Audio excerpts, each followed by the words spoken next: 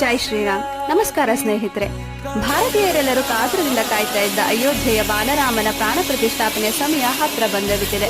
ಅಂದ್ರೆ ಜನವರಿ 22, 2024ರಂದು ನಮ್ಮ ಬಾಲರಾಮನ ಮೂರ್ತಿಗೆ ಪ್ರಾಣ ಪ್ರತಿಷ್ಠಾಪನೆ ನಡೀತಾ ಇದೆ. ಅದಕ್ಕೋಸ್ಕರ ತಯಾರಿ ಭರ್ಜರಿಯಿಂದನೇ ಸಾಗ್ತಾ ಇದೆ ಅಂತ ಹೇಳ್ಬೋದು.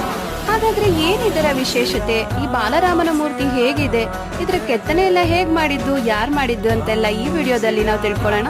ಹೆಚ್ಚಿನ ಮಾಹಿತಿನ ಇಲ್ಲಿ ನಾನು ತಿಳಿಸ್ಕೊಳ್ಳಿಕ್ಕೆ ಪ್ರಯತ್ನ ಮಾಡ್ತೀನಿ.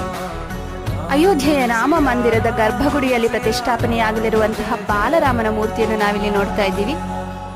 ಇನ್ನೊಂದು ನಮ್ಮ ಕನ್ನಡಿಗರಿಗೆ ಹೆಮ್ಮೆಯ ವಿಚಾರ ಏನಪ್ಪಾ ಅಂದ್ರೆ, ಈ ಬಾಲರಾಮನ ಕೆತ್ತನೆ ಮಾಡಿರುವಂತಹ ಶಿಲ್ಪಿ ಅರುಣ್ ಯೋಗಿರಾವ್ರವರು ಏನಿದ್ದಾರೆ, ಅವರು ನಮ್ಮ ಮೈಸೂರಿನವರಾಗಿದ್ದಾರೆ. ಈ ರಾಮಲಲ್ಲನನ್ನ ಕೆತ್ತನೆ ಮಾಡಲಿಕ್ಕೆ ಬಳಸಿರುವಂತಹ ಕಲ್ಲು ಸಹ ನಮ್ಮ ಕನ್ನಡ ಮಣ್ಣಿನದ್ದಾಗಿದೆ, ಅಂದ್ರೆ ನಮ್ಮ ಕರ್ನಾಟಕದ್ದೇ ಆಗಿದೆ. 5 ವರ್ಷದ ಬಾಲಕನ ರೂಪದಲ್ಲಿರುವ ಈ ರಾಮನ ಮೂರ್ತಿಯು 4